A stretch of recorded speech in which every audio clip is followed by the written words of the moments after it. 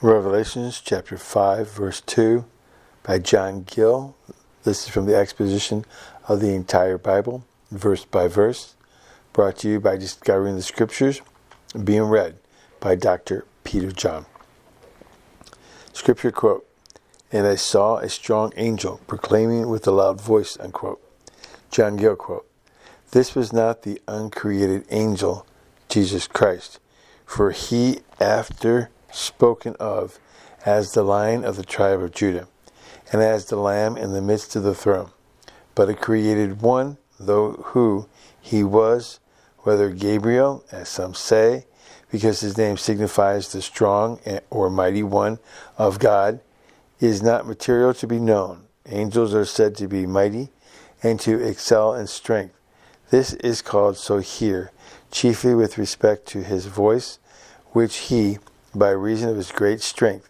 exerted so loudly as to be heard by all the creatures in heaven and in earth and under the earth. However, this was not John the Baptist, but if a minister of the gospel,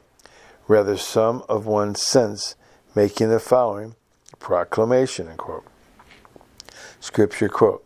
"Who is worthy to open the book and to loose the seals thereof," unquote. John Gill quote, suggesting that if there was any such person, that he was desired to come and do it, and it seems that he must not only be one of power and ability, but of dignity and authority, a person of greatness and worth,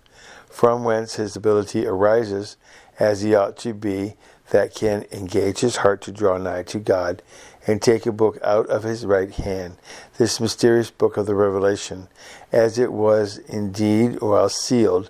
and open and explained it to others, unseal it or exhibit it, as it afterwards was in the following scenes and visions, and give a view of all that is contained in it, and not only so, but fulfill and accomplish all the prophecies in it,